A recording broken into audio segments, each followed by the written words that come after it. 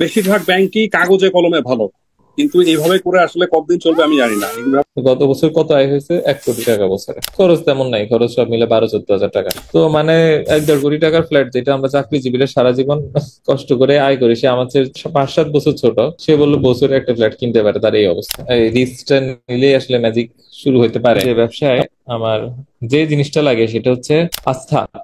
আমি হালাল ব্যবসায় খাটাইছি, আমি হালাল পথে আয় করছি, হালাল পথে আর্ন করছি, শেষ। এইভাবে আস্তে আস্তে কোরিয়ার বিভিন্ন ইউনিভার্সিটির সাথে তার নেটওয়ার্ক হয়ে গেছে। আবার তার ওদিকে বাংলাদেশের বিভিন্ন ওই ছাত্রছাত্রীদের মধ্যেও যে পরিচিত হয়েছে না, এই লোকের সাথে কথা বলে বিভিন্ন জায়গায় চান্স নেওয়া যায় ইত্যাদি। এই করতে করতে কোরিয়ায় 4 বছর সে মোটামুটি খরচ যা মানে টাকা আয় করছে সবই খরচ করছে। বা ইউরোপে বিভিন্ন কোম্পানির সাথে মেইল টেল দিয়ে যোগাযোগ করলো, করে দেখলো যে তারা কি ধরনের লোক চায়। তারপরে এই দুইটা এই দুইটা সে, আচ্ছা ওগুলো পরে আসছি, চ্যাটে পরে নজর দিবে। যাই হোক, আপনারা লেখার মধ্যে মোটামুটি একটা নেটওয়ার্ক করে ফেলছে। তারপরে আমার সাথে যখন দেখা বললো কি যে ভাই মোটামুটি নিজেরটা চলতে পারি, ব্যবসা চালাতে পারি। তার 2 বছর পরে আবার দেখা। 2 বছর পরে সে বলতেছে তার মধ্যে ছিল অফিস আছে 6 জন লোক। আমি বলি কেমন আয় হয়? বলে এই তো প্রতি বছরে প্রায় 40 জনের মতো নেই। আগে তো ওইভাবে ফাইল প্রসেস করতাম প্রফেশনালি, কিন্তু এখন যেহেতু একটা ব্র্যান্ড ভ্যালু হয়ে গেছে, এখন জন প্রতি 1 লাখ টাকা নেই। তো খরচ কেমন হয়? খরচ তেমন নাই, খরচ সব মিলে 12-14 হাজার টাকা। তার মানে কত আয় হয় বছরে? তো বছরে 50 জনের মতো গেলে তার আয় হয় তাই এখানে, মানে সব খরচ বাদেই তার তাই 40 লাখ টাকা। তার 1 বছর পরে আবার দেখা বললো গত বছর 120 বা 30 জন পাঠাইছে। তো গত বছর কত আয় হয়েছে? 1 কোটি টাকা বছরে। আমি বলি এটাই কি শুধু আয়? বলে না, এটা না, আবার ইউরোপেও কিছু লোক টোক পাঠাইছি, ওই মার্কেটে একটু কঠিন কিন্তু পাঠাইতে পারছি। ওখানে 8-10 জন পাঠাইছি, জন প্রতি 5-7 লাখ টাকার মতন উঠছে। তো মানে 1-1.5 কোটি টাকার ফ্ল্যাট, যেটা আমরা চাকরিজীবীরা সারা জীবন কষ্ট করে আয় করি, সে আমার চেয়ে 5-7 বছর ছোট, সে বললো বছরে একটা ফ্ল্যাট কিনতে পারে। তার এই অবস্থা। এগুলা হচ্ছে কি যে ব্যবসায় যখন নেমে পড়তে হয়, তখনই আসলে এই রিস্কটা নিলেই আসলে ম্যাজিক শুরু হতে পারে। এমন অনেককে চিনি যারা এরকম রিস্ক নিছে, কিন্তু এরকম সাফল্য হয়তো পায় নাই। সাফল্য অবশ্যই আল্লাহর হাতে। তা না হলে, যদি পরিশ্রমী সাফল্যের চাবিকাঠি হতো, বাংলাদেশের রিক্সাওয়ালার হয়তো অনেক ধনী, তাই না? এবং সেও একটা কথা বলছে যে রাস্তার সামনে যে লোকটা চানাচুর বিক্রি করে সেও সারাদিন পরিশ্রম করে, যে চা বিক্রি করে সেও সারাদিন পরিশ্রম করে, সেও ব্যবসায়ী, আমিও ব্যবসায়ী। কিন্তু সে বলল যে ব্যবসায় আমার যে জিনিসটা লাগে সেটা হচ্ছে আস্থা। তো মানুষ এই আস্থা পাইছে যে আমি মিথ্যা কথা বলি না। এবং অনেকে বলে আমার 100% সাকসেস রেট, আমি এটা বলি না, বলছি 80% সাকসেস রেট। মানুষ জানে এটাই সত্য। মোটামুটি বিশ্বাস করে গেছে, আমার মার্কেট দাঁড়ায় গেছে। আমি করিয়ে যেতে গেলে একজন আরেকজনকে বলে যে আসলে এটাতে আয়, লোকটা ঠকাবে না। আস্থা জিনিসটা গুরুত্বপূর্ণ। ভাগ্য তো অবশ্যই আছে, তো দেখলেন। অথচ সে তার এখনো ইয়ের পরে, ব্যাচেলর পরে আবার মাস্টার্সে গেছে ফিনল্যান্ডে, ওখানে সে পড়তেছে এবং 1.5 বছরের মতন পার হয়েছে। তো তার জন্য বাংলাদেশে আসা যাওয়া মানে এগুলো অত খরচের ব্যাপার না, টাকা থাকলে। এবং ফিনল্যান্ডেও সে বিভিন্ন ইউনিভার্সিটিতে যোগাযোগ করতেছে, এখন ওখানেও লোক পাঠাবে এরকম সিস্টেম করতেছে। তো ব্যবসায়িক মানসিকতা যেটা, সেটা গুরুত্বপূর্ণ। বুঝা গেল? জি ভাই, আলহামদুলিল্লাহ। ঠিক আছে, একটু ঝুঁকি নেওয়া শুরু করে দেওয়া। এরকম আরেকটা গল্প আছে, যে হচ্ছে কি যে কিছুদিন আগে মানে লিঙ্কডইনে প্রথম কোনো সাড়া নেই, কিন্তু তার আবার নেটওয়ার্কটা খুব ভালো ছিল। অনেক মানুষের সাথে তার পরিচয় ছিল, অনেক মানুষকে জীবনে সাহায্য করছে। তো যাদের জন্য জীবনে কাজ করছে, সাহায্য করছে, ওদের কাছে আবার যাওয়া শুরু করতে একসময় ওদের একজন বলল আচ্ছা ঠিক আছে তোমাকে কাজ দিচ্ছি। তো এগুলো বাজারে যে দাম তার চেয়ে আরো কম দাম, তো কম দামে কাজটা নিয়ে গেছে।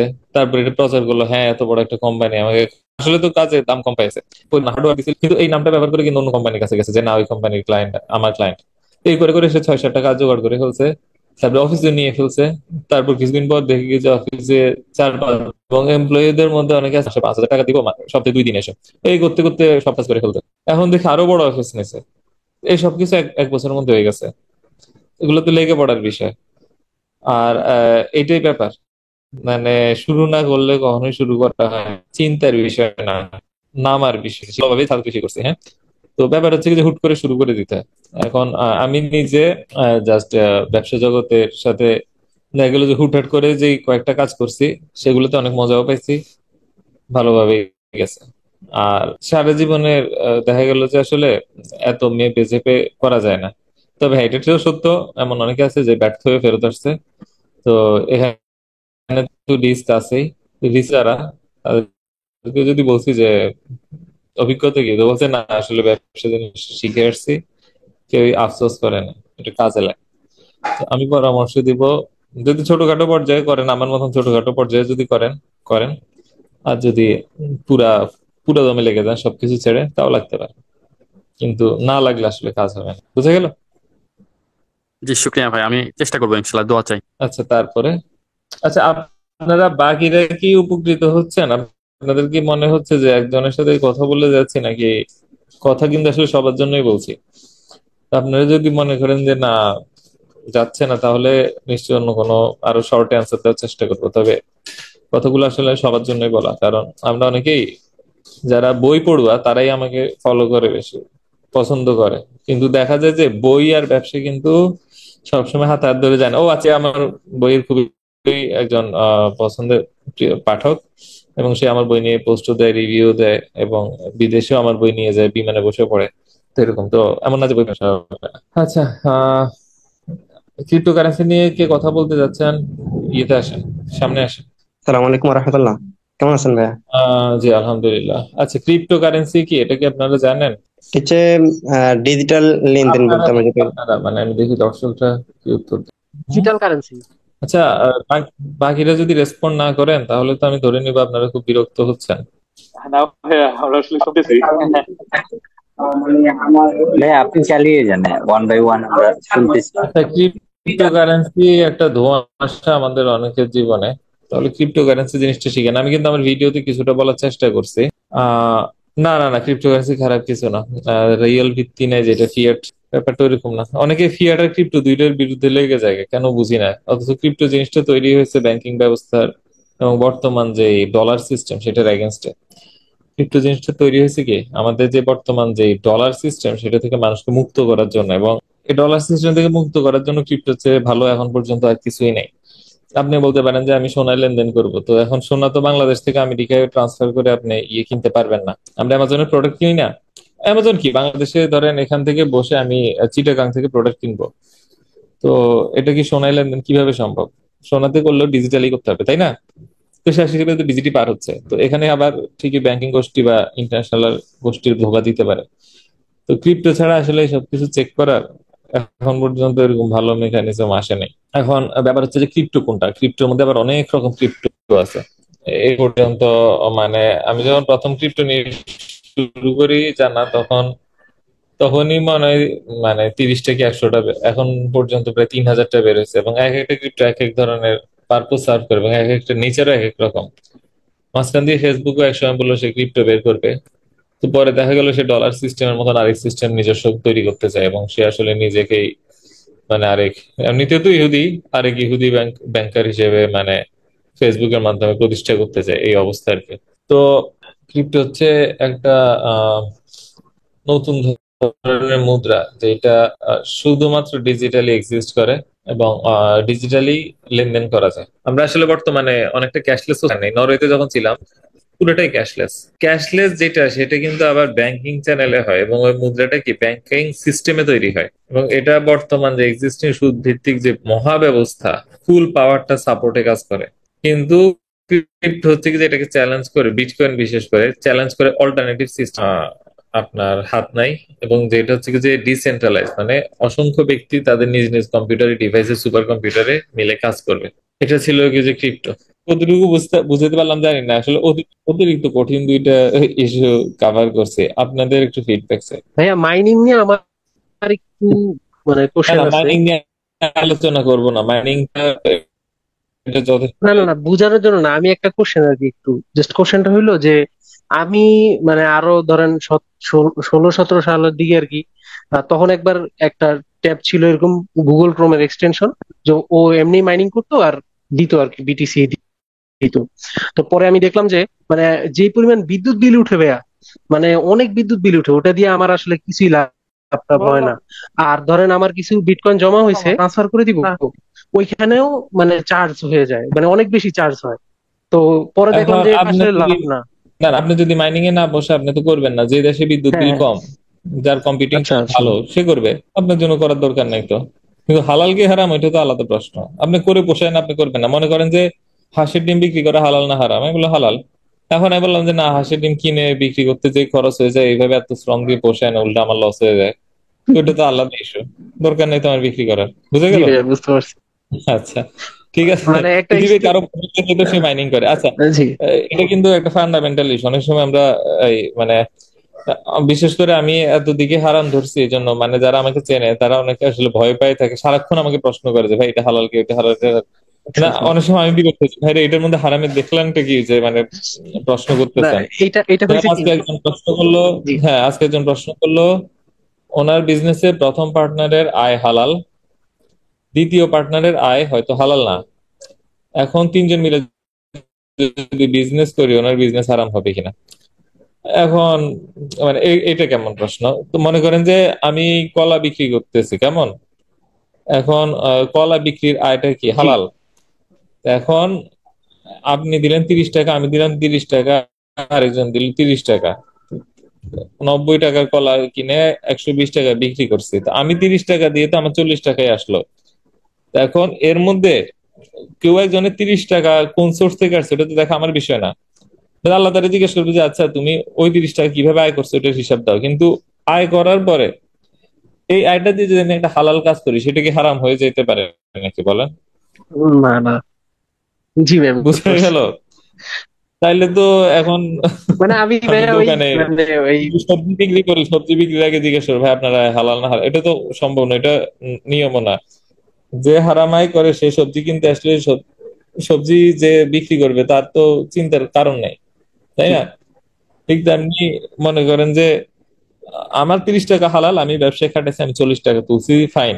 এখন আরেকজন কেন, ওইটা তো ওইটা তো ওর সাথে আল্লাহর হিসাব। আমার তো মনে করেন যে শেয়ার মার্কেটে 1 লক্ষ লোক মিলে একটা কোম্পানি চালায়, তো এখন এর মধ্যে একজনের আয় কি কোত্থেকে আসছে ওটার হিসাব তো ও আল্লাহকে দিয়ে, ওটা তো আমার হিসাব না। বুঝে গেল? আমার হিসেবে যে আমি কেমন আয় করছি, ব্যয় করছি, কোথায় খাটাইছি। আমি হালাল ব্যবসায় খাটাইছি, আমি হালাল পথে আয় করছি, হালাল পথে আর্ন করছি, শেষ। বুঝে গেল? আচ্ছা, আরো নতুন নতুন কিছু প্রশ্ন নেই। ফরেক্স নিয়ে একজন প্রশ্ন করছে, 1:1, 1:1 তো লেভারেজই না। 1:1 মানে কি, আপনি যা টাকা দিচ্ছেন তাই নিচ্ছেন নাকি? টাকা তো আর দ্বিগুণ হচ্ছে না। কই আইটেল? আইটেল তো ফোনের নাম। যে প্রশ্ন করেছেন তাকে আমি দেখতে, আচ্ছা উনি হয়তো এখন নাই, যাই হোক। ঠিক আছে। 10,000 টাকা সঞ্চয় করতে পারি কিভাবে? 10 নাই তো? আচ্ছা, 10,000 টাকা দিয়ে অনেক কিছু করা যায়। আমি কিস্তিতে জমি কিনা যায়, আবার আপনার, আপনি কোন এলাকায় থাকেন, এটা কি ফার্মিং এরিয়া নাকি? আপনি কি 10,000 টাকা দিয়ে কি সোনা কিনবেন? সোনা কিনলে আবার জাকাত দিতে হবে। তো সেই হিসেবে যদি আমরা প্রতি 2 মাস পর পর, হ্যাঁ, বা 10,000 টাকা কিস্তি একটা মোটরসাইকেল কিনে ভাড়া দিতে পারি, অনেক কিছু করা যেতে পারে। আর আপনি দ্রুত ক্যাশে কনভার্ট করতে চাইলে 10,000 টাকা শেয়ার কিনতে হবে। ওকে। শেয়ার মার্কেট, শেয়ার মার্কেটে কেনা বেচা করা তো হালাল। শেয়ার মার্কেটে প্রাথমিক মূল্যতে কেনার কোনো উপায় আছে? আছে, আইপিও। আইপিও হচ্ছে প্রাথমিক মূল্যতে কেনার। শেয়ার কিনে কেনা বেচা না করে ধরে রেখে রেভিনিউ পাওয়া যায় কি? যায়, ডিভিডেন্ড আকারে পাওয়া যায়, ডিভিডেন্ড পাওয়া যায়। আচ্ছা, আহ আর কারো প্রশ্ন আছে? ভাই আমার যে সংকটময় একটা প্রশ্ন আছে। নতুন পরিস্থিতিতে দেশের অর্থনীতি নিয়ে মতামত ইত্যাদি। আমার একটা প্রশ্ন আছে, শেয়ার বাজারে আমরা কিভাবে হচ্ছে আহ আহ, জাকাত। হ্যাঁ, ভালো প্রশ্ন। শেয়ার বাজারে জাকাত কিভাবে ক্যালকুলেট করবেন?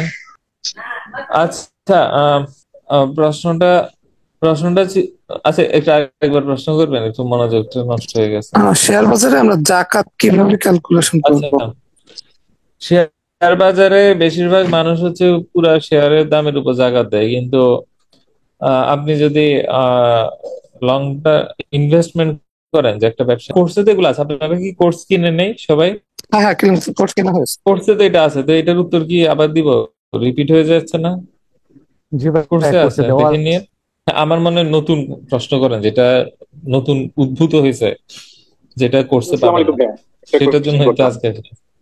জি আচ্ছা ভাই, যে আমরা এখন তো জি ধরেন মানে শেয়ার মার্কেট তো অনেকদিন যাবত একটা ডাউন ট্রেন্ড ছিল। তো হঠাৎ করে যে গভর্নমেন্ট মানে যেটা আপনি বলছেন সাম্প্রতিক ইয়ার সাথে রিলেটেড, তো হঠাৎ করে গভর্নমেন্ট চেঞ্জ হওয়ার পরে একটা বড় একটা স্খলন দেখা দিল, পরে এখন আবার দেখতেছি কিছুটা ডাউন ট্রেন্ডের দিকে যাচ্ছে। তো মানে সামগ্রিক অর্থনীতি সামনে কেমন যেতে পারে, বা এই ডাউন ট্রেন্ডটা আসলে কেন হচ্ছে, বা এই ব্যাপারে কি কিছু আইডিয়া দেওয়া যায়? আচ্ছা, প্রথমে কেন উঠলো সেটার ব্যাখ্যা আসলে আপনি তো শেয়ার মার্কেট ইনভলভ আছে, আপনি জানেন শেয়ার মার্কেটের ব্যাখ্যাগুলো আসলে কেউ প্রিসাইজ দিতে পারে না। কারণ শেয়ার মার্কেটে কেন দাম উঠে আপনি বলেন, যে সবাই কি ধারণা করে এই কারণে, তাই না? কেউ কি বলতে জি। পারে যে ঠিক এই কারণে এই দাম উঠছে? হ্যাঁ, কিছু কিছু ক্ষেত্রে বলা যায়।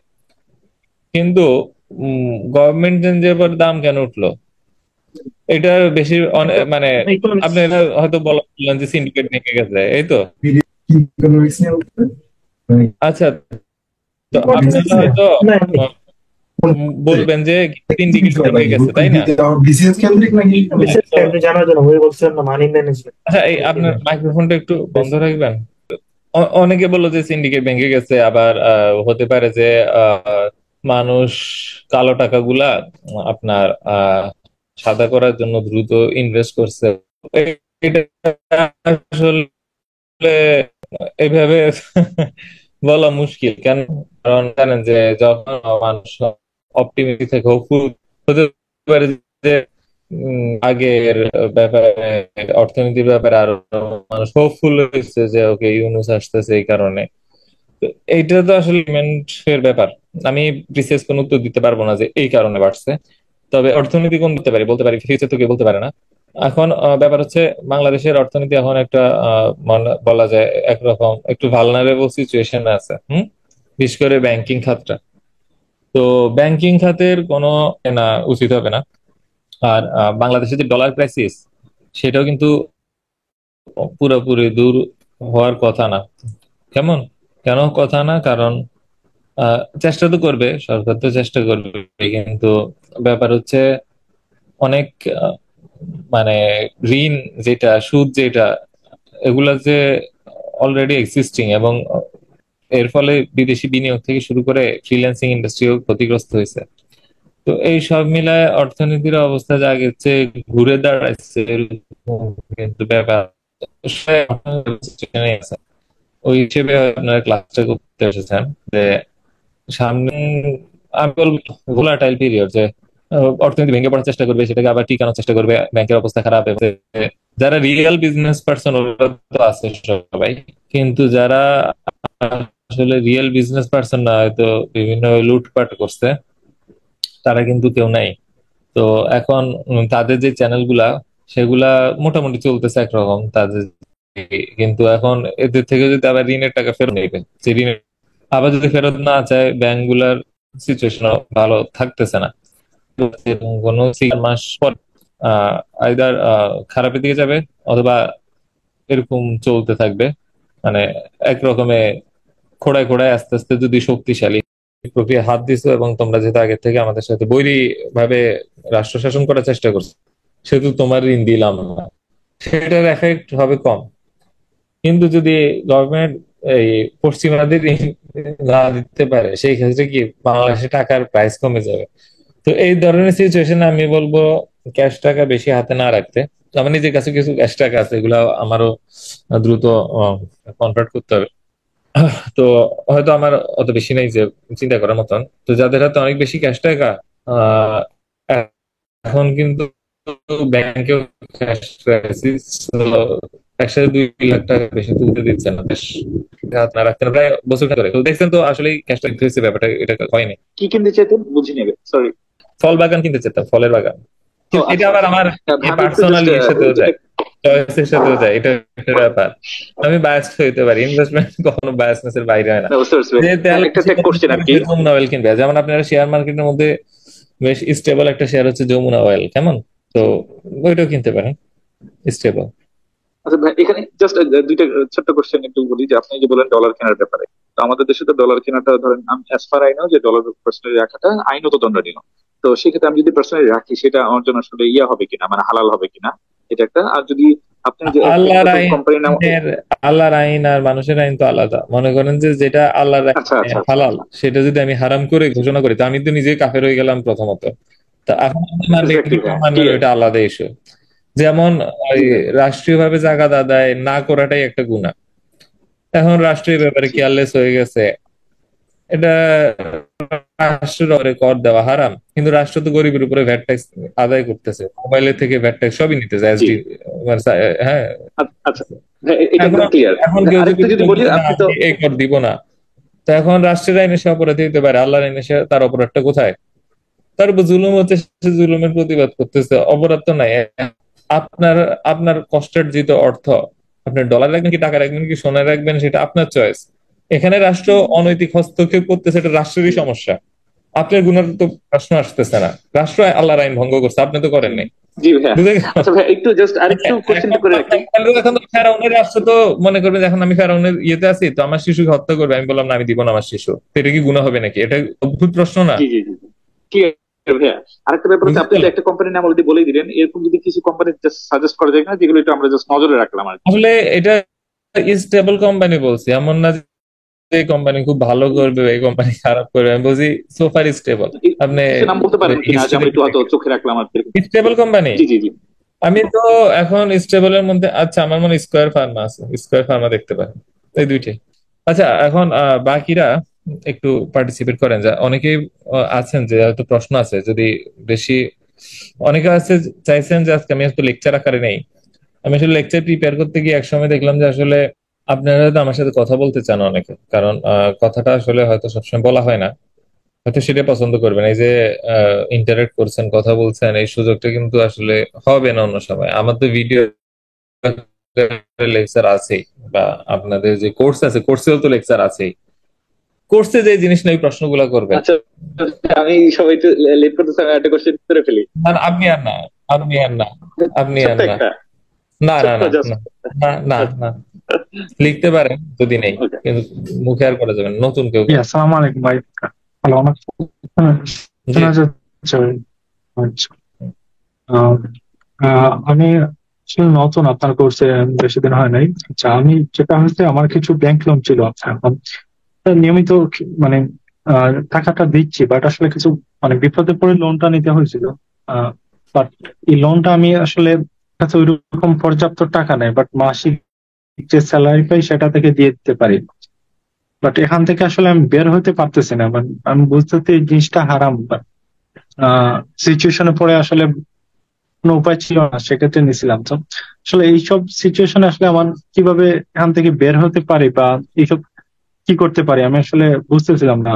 মানে এ বিষয়ে আচ্ছা, যদি কোনো আম, এটা তো বেশ ব্যক্তিগত প্রশ্ন হয়ে গেছে। ব্যাপার হচ্ছে কি, আমাদের এই সুদের খপ্পরে একবার পড়লে বের হওয়া সহজ না, কেমন? তো এখন আপনি পড়ে গেছেন যেহেতু, এখন বের হবেন কিভাবে? কয়েকজন এই প্রশ্ন আগেও করেছে আমাকে, বেশিরভাগ ক্ষেত্রে আসলে অ্যাসেট বিক্রি করা ছাড়া আর কোনো রাস্তা তারা বের করতে পারে না, এবং অনেক ক্ষেত্রে অভ্যাস হয়ে গেছে। একবার একটা মেয়ে যোগাযোগ বললো যে ওর পরিবারের সবাই সুদে অভ্যস্ত, এবং এমন না যে তারা ধনী, বললো যেমন আমরা গরিব তাও সুদে অভ্যস্ত, এবং আমি অনেক কষ্ট করে আয় রোজগার করি, আমি নিজেও চাকরি করি, হ্যাঁ আমি ধার্মিক, কিন্তু হাড় ভাঙা শ্রম দিয়ে চাকরি করতে হচ্ছে, কারণ টাকা ছাড়া হচ্ছে না, এই মাসেটা ওই মাসে, ওই মাসেটা এই মাসে করে আবার এটা পূরণ করে নতুন ঋণ এসে। তো শেষে আমি বললাম আচ্ছা ঠিক আছে, আমি তোমাদেরকে যদি কর্জাসনা ম্যানেজ করে দিতে পারি, তুমি প্রমিস করতে পারবে যে আর কোনোদিন সুদে ঢুকবা না? বলো না, আমি প্রমিস করতে পারবো না, কারণ ওই কর্জাসনা পেলে ভাবে যারে এত টাকা পাইছি, এটা দিয়ে এটা নিয়ে আরেকটু সুদ নিয়ে আরেকটা কিছু কিনে ফেলি। তো এটা একটা হ্যাবিট। আপনার যে রিয়েলাইজেশন হয়েছে, এটা আলহামদুলিল্লাহ ভালো। তো আল্লাহ আপনাকে বের হওয়ার পথ দেখাক। এটার কোনো স্ট্র্যাটেজি বা ম্যাথ নাই যে আপনাকে ম্যাথ দেখাবো। কি বলবো, বলবো যে ব্যয়টা একটু কমাইতে পারেন। আর এটা আসলে প্রত্যেকের জীবন তো আলাদা। এখন বেশিরভাগ ক্ষেত্রে মানুষকে অ্যাসেট বিক্রি করতে সিদ্ধান্ত নিতে হচ্ছে, যাদেরকে চিনি। আপনার কত সুদ, কি পরিমাণ, এটা তো জানি না, যেহেতু ব্যক্তিগত প্রশ্ন। আমি চাচ্ছি না এই ক্লাসে সবার সাথে এটা নিয়ে আরো বেশি আলাপ করি। সামগ্রিক প্রশ্নগুলা আরো কিছু মানুষের থেকে আসুক, আপনারা এরপরে আরো একজন অন্য নতুন কেউ আসসালামু প্রশ্ন। আলাইকুম। আচ্ছা, আপনার কি প্রশ্ন আগে হয়েছিল? না, এর আগে কথা বলি নাই। জি বলেন। স্যার, আমি একটা ব্যাপার জানতে চাচ্ছিলাম যে যদি কেউ মনিটরি ইকোনমিক্স নিয়ে পড়াশোনা করতে চায়, তাহলে কোন বইগুলো সবচেয়ে ভালো হবে ইংরেজিতে? আপনার বইগুলো পড়ছি, অসাধারণ, চমৎকার। এরকম এবং বই আর পাবেন না। আসলে মনিটারি ইকোনমিক্স জিনিসটা এমন একটা জিনিস, যেটার উপর কোনো কোর্স আমি ইউনিভার্সিটিতে পাই না এবং চাইছিলাম করতে। এটার বইও এইভাবে মার্কেটে অ্যাভেলেবল না। আমি তো মানে আপনি দেখতে পারেন আমি যখন ছাত্র ছিলাম আমি কিছুদিন আগ পর্যন্ত তো লেখাপড়া করছি, অনেক খুঁজছি আসলে এটা ভালো বই পাই নাই। আমাকে বলা বলা যায় বেশ কষ্ট করে শিখতে হয়েছে এবং আপনাদের জন্য বই লিখে যাইতে পারছি, এবং আমি চাচ্ছি বইগুলো ইংরেজিতে অনুবাদ হোক, কারণ এরকম বই আহ সত্যি অভাব। কিন্তু কিছু ব্যক্তির নাম বলতে পারি, ওদেরকে হয়তো অনুসরণ করতে পারেন, যেমন রিচার্ড রিচার্ড ওয়ার্নার আছে, আমি নাম লিখে দিচ্ছি। Richard Warner. আচ্ছা, এরপরে আর কারো প্রশ্ন? হ্যাঁ, আমার একটা প্রশ্ন আছে। তো হ্যাঁ, আমাদের কিছু অ্যামাউন্ট, মানে কিছু মোটামুটি মাঝারি একটা অ্যামাউন্ট ছিল টাকা। তো ওই অ্যামাউন্টের টাকাগুলো ধরেন যে আমার 3 মাস পর পর এখান থেকে 50,000 60,000 করে উইথড্র করতে হবে। বলেন। ওকে, হ্যাঁ, ওকে। তো আমার উইথড্র করতে হবে 3 মাস 4 মাস পর পর ওইখান থেকে। তো এখন আমি অ্যামাউন্টটা আসলে কোথায় রাখতে পারি বা কিভাবে বিনিয়োগ করতে পারি? ব্যাংকে রাখলে তো আপনি অলরেডি বলেই ফেলেছেন যে 1-2 লাখ টাকা থেকে উঠাতে দিচ্ছেন না। হ্যাঁ, হ্যাঁ, ব্যাংকে রাখলে একটা রিস্ক আপনি থেকে যায়। 30,000 টাকা পাচ্ছেন 3 মাসে আয়। না, সরি, আমার একটা অ্যামাউন্ট আছে, হ্যাঁ। ওই অ্যামাউন্টটা আমার আসলে 3 মাস পর পর ধরেন যে আমার 20-30 হাজার টাকা উঠাতে হবে বা 50,000 টাকা উঠাতে হবে। তো 3 মাস পর পর আমার একটা ফিক্সড টাকা উঠাতে হবে। আমি সুদের কথা বলতেছি না। আমার ওই এক্স লাখ টাকা থেকে আমার আসলে 3-4 মাস পর পর কিছু অ্যামাউন্ট এক্স থাউজেন্ড টাকা উঠাতে হবে। তো এখন আমি আসলে এই টাকাটা বা এই এক্স লাখ টাকাটা কোথায় রাখতে পারি? ব্যাংকে রাখাটাও খুব একটা বেশি ভালো মনে হচ্ছে না। এখানে তো সুদ হয় বা যা হোক বা রিস্কিও থেকে যায়। তো কিভাবে এটা বিনিয়োগ করতে পারি? আমি কি বুঝাতে পেরেছি বুঝছি। ভাই আপনার তাহলে বিষয়টা? ওই টাকাটা এই মুহূর্তে কোনো কাজে লাগছে নাই তো? জি, বা 3 মাস পর পর এখান থেকে আমি এক্স লাখ থেকে বুঝছি, আপনার এক্স সেভিংস থাউজেন্ড টাকা উইথড্র করবো। আর কি। তো সেভিংসটা ইনভেস্টমেন্টের অপশন গুলো কি হতে পারে? 20-30 হাজার টাকা 3-4 মাস পর পেলে আসলে এটা না, ইনভেস্টমেন্ট আসলে বলা সরি, আসলে আমি আমার জন্য। ধরেন 50,000। আপনি কি শহরে আমি থাকেন না শহরে গ্রামে? থাকি। শহরে বলতে শহরে সত্যি কথা বলতে 20-30 হাজার টাকা খাটানো বা 50,000ই ধরেন, 50, 55, 60 এরকম ধরেন। আমি একটু কমাই বললাম, বাট প্র্যাকটিক্যালি স্পিকিং 50,000 প্লাস লাগবেই 3 মাস পর পর। ধরেন যে আমার ছোট ভাই তো আসলে ভার্সিটিতে যদি ভর্তি হয় বা প্রাইভেটে যদি ভর্তি হয় তো তো মানে সেমিস্টার থেকে টাকাটা উইথড্র করতে হবে আর কি। আচ্ছা, আপনার ভাই কবে ভর্তি হতে পারে, কতদিন পর? সে এখন ইন্টারের স্টুডেন্ট ছিল, তো অলরেডি তো আপনার অটো পাস হয়ে যাবে। সো এখন ডিপেন্ড করে যে ও, তাহলে আর ইনভেস্টমেন্টের দিকে শেয়ার মার্কেট ছাড়া আর কিছুই নাই। কারণ আপনার টাকার ফ্লো লাগবে, লিকুইড লাগবে, জি, এবং আপনার একটা আগে বলছি। আর এখন তো শেয়ার মার্কেট ছাড়া আর কোনো এরকম ভালো হুম, অপশন নেই। ক্রিপ্টোতে রাখলে খুব ভোলাটাইল হয়ে যায়, যেহেতু ক্রিপ্টো মার্কেটটা আচ্ছা, ক্রিপ্টো হচ্ছে কি যে জাস্ট টাকা না রেখে ক্রিপ্টোতে রাখলাম বা ডলারে রাখলাম, ডলারও যা ক্রিপ্টো হতো, তবে আচ্ছা, ক্রিপ্টো আরো ভালো। হুম, এখন ক্রিপ্টোতে কত রকম ক্রিপ্টো আছে, এগুলা আহ আরো একটু লং টার্ম কেনা বা ইয়ে হুম, করাটা, যেহেতু বাংলাদেশে অবৈধ, অবৈধ মানে সরকারের আইন অবৈধ। তো আচ্ছা, সেই হিসেবে তো একটু ভেজাল করতে হয়, কিনে সবাই কিনে, কিন্তু একটু ভেজাল করতে হয়। আর আপনি যেহেতু খুব দ্রুত টাকা ক্যাশ আউট করতে হবে, হুম, শেয়ারে নিতে পারেন, তবে একটু চোখ কান খোলা রাখবেন যে দেশের অর্থনীতি কোন দিকে যায়। যদি দেখেন কি যে অর্থনীতি খারাপের দিকে যাচ্ছে, এই টাকাটা আহ হয় ক্রিপ্টো বা ডলার দিকে নিয়ে যেতে পারেন, অথবা উম অথবা যদি দীর্ঘদিন হয় তাহলে গোল্ডে পোষে, কারণ গোল্ড বিক্রি করতে গেলে অনেক বেশি লস হয়ে যায়, কেমন 15%। আচ্ছা, বিক্রি করতে গেলে দীর্ঘদিন হ্যাঁ, হলে। হ্যাঁ, বিক্রি ও, করতে গেলে ভেজাল। তো ডলার, ক্রিপ্টো আর শেয়ার মার্কেট হচ্ছে আবার বিক্রির দামটা ভালো পাওয়া যায়। ভাই এক্ষেত্রে কি আচ্ছা, তো মিউচুয়াল ফান্ড কি ইউজ করা যায়? মিউচুয়াল ফান্ডে যদি করে মিউচুয়াল ফান্ড তো শেয়ারই, শেয়ার কিনলে মিউচুয়াল ফান্ড দিয়েই ভালো। শেয়ার কিনলে মিউচুয়াল ফান্ড দিয়ে? আচ্ছা, একই একই, মিউচুয়াল ফান্ড যা শেয়ারও তা, অনেকগুলো শেয়ার কালেকশন একসাথে করে মিউচুয়াল ও, ওকে, শেয়ার। তো ব্যক্তিগতভাবে দেখতে হয়। ব্যক্তিগতভাবে শেয়ার মার্কেটের সম্বন্ধে ভালো আইডিয়া না থাকলে ঢুকা আসলে রিস্কি, আমি হুম, সাজেস্ট। আচ্ছা, আর ক্রিপ্টো মার্কেটও আর কি একদম ধারণা ছাড়া আন্দাজি আমি সাজেস্ট করি না। আর লং টার্ম হলে গোল্ড, আর শর্ট টার্মে গোল্ড কিন্তু বিক্রি করতে গেলে ইয়ে কম। তো আপনার জন্য শেয়ার মার্কেটই ভালো হবে। মিউচুয়ালে যান, মিউচুয়াল ফান্ডে যান, তবে একটু চোখ কান খোলা রাখবেন যে ইয়েটা কোন দিকে যায়, আচ্ছা, হাওয়া কোন দিকে যায়, ঠিক আছে? ওকে। আর ব্যাংকের সেভিংস কে আপনি খুব একটা বেশি প্রেফার করছেন না? না, এখন ক্যাশ আসলে আমার গুড টাইম না, ক্যাশের জন্য আসলে ভালো টাইম না এখন। হ্যাঁ, অল্প টাকা হলে রাখতে পারেন, যার অল্প আছে তার তো হারানোর কিছু নেই। এখন আপনি যদি মনে করেন বিগ অ্যামাউন্ট, তাহলে ইনভেস্টমেন্টে কিছু ডিস্ট্রিবিউট করতে পারেন, যে কিছু গোল্ড কিনলেন, কিছু শেয়ার কিনলেন, আচ্ছা আচ্ছা, কিছু ক্রিপ্টো কিনলেন, কিছু ডলার তো পারমিশন নাকি নাই, আপনি বললেন একটু আগে। কিনে, মানে পারমিশন বলতে এটা আবার চেক ও করা আচ্ছা, যায় না যে আপনাকে ধরলে আপনি ক্রিপ্টো আছে কি নাই। আচ্ছা, আপনার মনে হয় এই সম্বন্ধে ভালো আইডিয়া নাই, তো সেই ওকে। ক্ষেত্রে বলবো যে আগে আইডিয়া গ্যাদার করেন, তারপরে ঠিক আছে। আচ্ছা, নেক্সট আরেকজন কোশ্চেন। আমি বুঝছি আপনার ইয়েটা, তো আমার মনে হয় আপনি আরেকটু ভালো ধারণা নেন আগে। হ্যাঁ, ধরেন একদম ইনিশিয়াল, তো আমি আসলে যে লেভেলে কথা বলছি এটা আরেকটু পরের লেভেলে। এই মুহূর্তে আচ্ছা, ভাই ঠিক আমার আছে। আমার একটা কোয়েশ্চেন ভাই। নতুন একদম নতুন, ভাই না না আমি না, একদম ফার্স্ট নতুন। কোয়েশ্চেন করতে আপনি ফার্স্ট মনে তো হয় আগে না ভাই, নিলাম নাকি? ওই যে আমি জাস্ট একটা মানে আইডিয়া দিলাম, যে মিউচুয়াল ফান্ডের আইডিয়াটা দিলাম আর কি, এর আগের আনসারের সাথে। তো আচ্ছা, ভাই আমার কোয়েশ্চেনটা হচ্ছে মিউচুয়াল ফান্ড নিয়ে। তা আমি আজকে হচ্ছে একটা ক্লোজ এন্ড মিউচুয়াল ফান্ড দেখতেছিলাম আর কি। তো ওইটা হচ্ছে যে মানে মেয়াদ কত? ওটা ক্লোজ এন্ড, আচ্ছা ভাই ওটা এক্স্যাক্টলি কত মেয়াদে সেটা আমি দেখি না। ওটা 2015 সাল থেকে ফান্ডটা শুরু হয়েছে আর কি। ওটা হচ্ছে এখন শেয়ার মার্কেটে ট্রেড হচ্ছে। ও আচ্ছা, শেয়ার মার্কেট দিয়ে খালি চলছে এইটার, ওরা ইয়ে করছে না নিজেরা কখনো না ফান্ড, না, মানে তো ভাই এখন ওইটা হচ্ছে, এতদিনে এখন ওটার অবস্থা হচ্ছে ভালো তো, এমনি জিনিস ভালো তো নাকি? ভাই ওটা হচ্ছে ধরেন 5-6 টাকা এখন ট্রেড হচ্ছে। হ্যাঁ, শেয়ার প্রাইস ওটা হচ্ছে 10 টাকার ফেসবুক এগেনস্টে 5-6 টাকা ট্রেড হচ্ছে।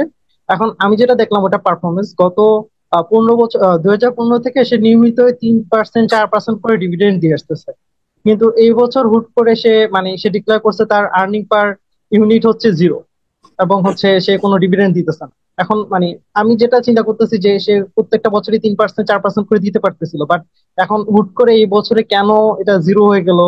মানে এখন এটা আপনি 0.00 হতেই পারে সে একটা ফটকাবাজি করছে, সে এতদিন ধরে ক্লোজ এন্ড করে হয়তো ভিতরে ভিতরে দুর্নীতি করে টাকা কিছু সরাইছে, তো বলা মুশকিল।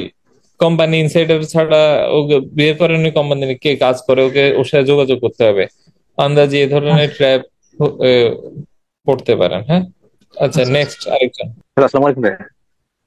জি, ওয়ালাইকুম আসসালাম। ভাইয়া, বেসিক্যালি আমি আপনার থেকে জানতে চাচ্ছিলাম, আমি পাবলিক প্রকিউরমেন্টের সাথে জড়িত আছি, তো বিভিন্ন প্রজেক্ট করা হয়। মানে দেখা যাচ্ছে আমার একটা মানে পার্টনার বেসিক কোম্পানি, জাস্ট আমি হেল্প করি প্রজেক্ট গুলোতে, বিভিন্ন সোর্সিং হেল্প করি। তো আমরা একটা প্রজেক্ট অলরেডি কমপ্লিটেড করেছি। তো এটার হয়তো ফান্ড এখন মানে আমরা এখনো ইয়াটা পাইনি, পেমেন্টটা পাইনি। তো উইথিন 4 or 5 মান্থে হয়তো বা গভর্নমেন্টের সিচুয়েশন গুলো ঠিকঠাক হলে হয়তো পেমেন্টটা পাবো। আমি ডেলিভারি হয়ে গেছে আপ টু লাইন। যে হচ্ছে ফান্ড আমরা হয়তো বা একটা নির্দিষ্ট একটা অ্যামাউন্ট ভাবে পাবো। তো এখন আমি চাচ্ছিলাম যে এই অ্যামাউন্টটা কোন 3-4 জায়গায় কমপ্লিট নাকি? তো এটা ভাইয়া বেস্ট ইউটিলাইজটা কোন জায়গায় হইতে পারে, আর এটা একটা অপশন আপনার আচ্ছা, থেকে এখানে একটা জানতে ব্যাপার চাচ্ছি। বলি, ধরেন আরেকটা হচ্ছে এই, প্রথমত ক্লাসের মধ্যে যদি ব্যক্তিগত ফাইন্যান্সিয়াল ইয়ে চান, এটা কিন্তু আলাদা একটা সময়ের ব্যাপার। যেমন আপনার কতদিন কি করবেন, আপনার খরচ কি, আয় কি, ব্যয় কি, পরিবারের কি, হ্যাঁ, মানে সিএফ এর ডিগ্রিটা এটার উপরে, যেটা আমার কাজ। তো এটা একটা কনসাল্ট নিয়ে, একটা সময় নিয়ে এগুলো বসে বসে মানে হিসেব নিকেশ করে তারপরে একটা মতামত দেওয়া হয় যে আপনি এটা এটা করতে পারেন। আন্দাজি মনে করেন যে আমার ছোট ভাইয়ের জন্য 3 লাখ টাকা, আমার জন্য 3 লাখ টাকা, আমার বাবার জন্য 3 লাখ টাকা, তিনজনের জন্য কিন্তু লাইফ 3 রকম, ডিসিশন কখনো এক হতে পারে না, তাই না? এখন আমি তো আপনার প্রতিটা খুঁটিনাটি জিজ্ঞাসা করে করি, তারপরে তো একটা চিন্তা করবো যে না আপনার এরকম এরকম যাওয়া উচিত। দেখেন, ইনভেস্টমেন্ট অপশন কিন্তু পৃথিবীতে বেশি না, এটা জানেন? আপনি 10 রকমের বেশি ইনভেস্টমেন্টের অপশনের নাম বলতে পারবেন না। দেখি বলেন তো কোন কোন খাতে মানুষ চাইলে টাকাটা রাখতে পারে। জি, এটা ট্রু।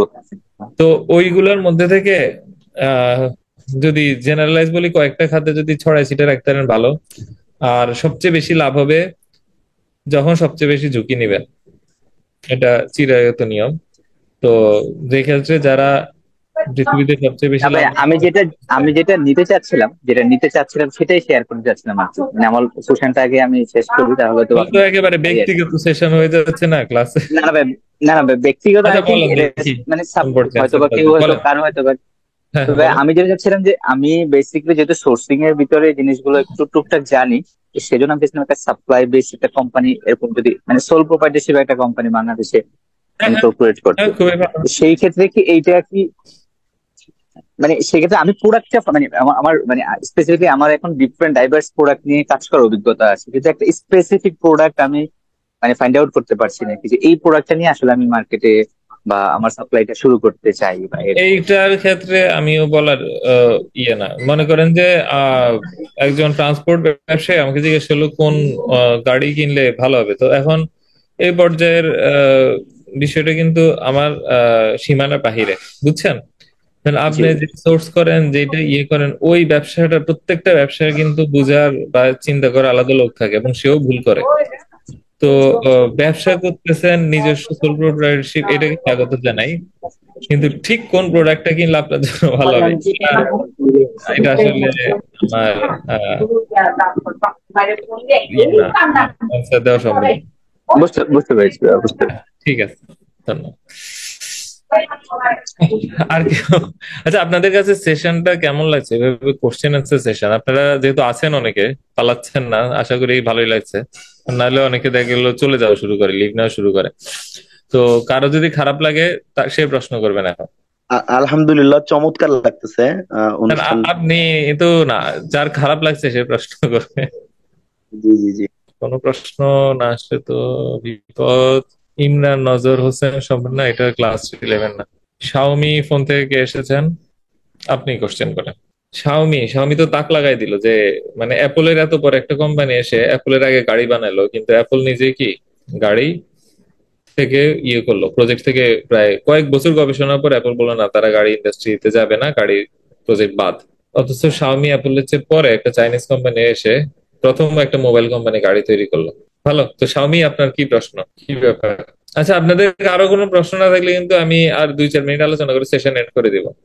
আগের আগের আচ্ছা, বুঝি। করতে পারবে মানে না না, আচ্ছা তাহলে কিছুক্ষণ আলোচনা করে আস্তে ধীরে। ও আচ্ছা, এসেছেন শাওমি ভাই। কি মসজিদে নাকি? না মসজিদ না, বাসায় তো। আসসালামু আলাইকুম। বেশ সুদৃশ্য বাসায়। আচ্ছা হ্যাঁ, জি ভাই বলেন। জি ভাই, কেমন আছেন? জি আলহামদুলিল্লাহ, ব্যস্ত জি, অনেক। আমার একটা প্রশ্ন ছিল, সেটা হচ্ছে যে শেয়ার মার্কেটের যে শেয়ার কেনা হয় বা বিক্রি করা হয়, আহ, ওইটা কে কি মানে আমি কি বিক্রি করতে চাইলেই বিক্রি করতে পারবো, নাকি বিক্রির জন্য দেওয়ার পর অন্য কেউ কিনলে তখন বিক্রি হবে? অন্য কেউ কিনলে তখন বিক্রি হবে। আর এই দামটা নির্ধারণ কারা করে? মার্কেট প্রাইস, তরকারির দাম, সবজির দাম, তেলের দাম, জমির দাম, ধানের দাম যেমনি হয় ক্রেতা বিক্রেতার ইন্টারাকশনে ঠিক তেমনি কেউ নির্ধারণ করেন। আচ্ছা, আর কেনার জন্য ই করলেও হ্যাঁ, কেউ একজন যারা বিক্রি বিক্রি করে করার জন্য দিয়ে থাকবেন রাখছে। এরকম ক্রেতা বিক্রেতা থাকে। আর কেউ যদি বিক্রি না করে আপনি কিনতে পারবেন না। আবার কেউ যদি আচ্ছা কিনতে আসে আপনি চাইলে বিক্রি করতে পারবেন না। এক কথায় যে ধান চাল পুরা মনে করবেন যে আপনি কৃষক, বা আপনি ধান কিনবেন ধান বিক্রি করবেন, পুরাই ওইটাই। ধানের বাজারে শেয়ার বাজারের কোনো তফাৎই জি নেই। জি, বুঝতে পারছি। আর হলো বাজার তো বাজারে। আইপিও তে যেটা মানে একদম আসলে আমার মনে হয় হাট নাম দেওয়া উচিত, শেয়ার হাট। কেমন? কারণ বাজার যে জিনিস একটা দোকান ভিত্তিক, শেয়ার কিন্তু অনেকটা হাটের মতন। এই ব্যাপারে আপনারা কি মনে করেন? শেয়ার কি হাটের মতন না বাজারের মতন? হাটের মতোই তো, কারণ যে নতুন নতুন যে কেউ আসে, নতুন নতুন যে কেউ কিনে বিক্রি করে। বাজার প্লাস হাট, মানে শুধু হাট না, বাজার প্লাস হাট আছে না? কিছু কিছু বাজার নির্দিষ্ট দিন থেকে হাটের, ওইরকম। মানে বাজার তো মানে স্থায়ী দোকান, শেয়ারেও স্থায়ী বিভিন্ন হাউস টাউস আছে, আবার ব্রোকার আছে। বাজার ভাই প্লাস আমার একটা কোয়েশ্চেন ছিল। আমার সর্বশেষ কোশ্চেনটা করে শেষ করি। সরি হ্যাঁ, সেটা হচ্ছে যে আইপিও তে তো প্রাথমিক মূল্যটা দেওয়া হয়, ওইখানে কি কোন একটা কোম্পানি সবসময় কি দিতে থাকে, নাকি ওই শুরুতে একবার দেয় তারপর দেন? আইপিও একবারই দিবে, একবার দেওয়ার পর ওইটা কিনবেন, ওই টাকাটা কোম্পানির হাতে চলে যাবে, ওই টাকাটা সে ইনভেস্ট করবে। তারপরে যা হয় দুইজন ব্যক্তির মধ্যে লেনদেন। আইপিও হচ্ছে আপনার টাকা সরাসরি কোম্পানির হাতে চলে যাবে। আর এরপরে যত লেনদেন হয় এগুলো হচ্ছে এক ক্রেতার সাথে আরেক ক্রেতার লেনদেন। আর রিটার্ন কি কোম্পানি আর দেয় না, এরকম আরেকজনের কাছে বিক্রি করেই তারপর চলতে হয়? ডিভিডেন্ড আছে, আর যদি দাম বাড়ায় রিটার্ন যেটা চান আচ্ছা একটা সহজ উদাহরণ দেই না, আমি এত জটিল করতেছি কেন। মনে করেন যে বাংলাদেশের ধরা যাক আমি আমার জমি আমার সাগরের মতন মানে বিশাল ভূমি বা এর যেটা হোক, তো আমি আপনাদের সবার থেকে টাকা তুলে ওই জায়গাটা ইয়ে করলাম, ল্যান্ড ডেভেলপমেন্ট করলাম, করে জমিটা ভাড়া দিলাম। তো আপনাদের জন্য আইপিও ছাড়লাম, প্রত্যেকে টাকা দিলেন, ওই টাকাটা আমার হাতে আসলো। আর আমি ওই টাকাটা দিয়ে কি করলাম, ল্যান্ড ডেভেলপমেন্ট করলাম, ওই জমিটা ভাড়া দিলাম। তো ভাড়ার টাকা নিজে কিছু পাইলাম, আমার যতটুকু শেয়ার, আবার আপনারাও পাইলেন যতটুকু শেয়ার। কঠিন উদাহরণ হয়ে গেছে তাই না? একটা বিজনেস আইডিয়া হয়ে গেছে। এটা তো মনে হয় ওইটাই একদম এইটাই। না না, শেয়ারের ইয়েটা একদম মানে আইপিও তে হচ্ছে কি যে আপনি টাকা দিবেন, ওই টাকাটা আমি নিব, নিয়ে ব্যবসা করব। ব্যবসা করে আপনার মনে করেন যে আমার টাকা ছিল 10 কোটি, আপনাদের টাকা 40 কোটি, 50 কোটি। তো 50,000 টাকা ভাড়া উঠলে 40 টাকা আপনাকে দিব, 10 টাকা আমি রাখবো। এইটাই সুকুক, আরেক জিনিস। আচ্ছা এখন কিন্তু প্রশ্ন আস্তে আস্তে অনেক বেশি হয়ে যাচ্ছে। এতক্ষণ প্রশ্নগুলো কইছিল সুকুক টুকুইতে, সুকুক কি, ওটা আমি ক্লাসে ব্যাখ্যা করছি, এখন তো আমি এটা ব্যাখ্যা করবো না। ভাই একটা কোয়েশ্চেন ছিল, আপনি একটু আগে বলেছিলেন যে আগে ইয়ে জাকির করতে, জাকির জি ভাই, আমি যেটা কোয়েশ্চেন আমার মিউচুয়াল ফান্ডের যে বিষয়টা, মানে আমি আসলে মিউচুয়াল ফান্ড যদি আমি টাকা মনে করেন একটা নির্দিষ্ট পরিমাণ দেই, সেক্ষেত্রে মানে আমার তো কোনো কন্ট্রোল নাই তারা কোন মানে না, আপনার শেয়ারটা কন্ট্রোল নাই, কিনবে বা এখানে বিক্রি আপনার করবে। আরাম, আপনার চিন্তাও নেই।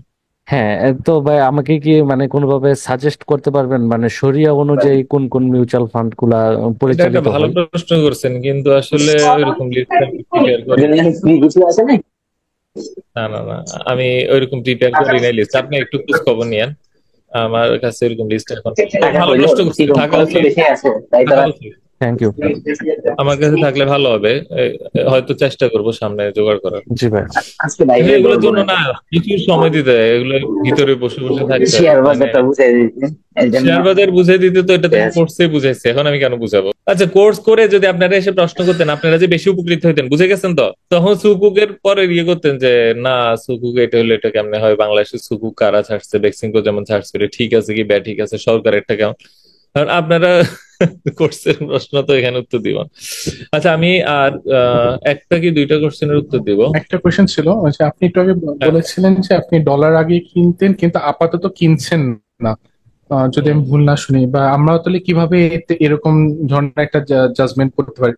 আমি ডলার আগে কিনছি কারণ তখন আমি আইডিয়া করছি ডলারের ইয়ে বাড়বে, বেশ কয়েকটা সিগন্যাল দেখছি।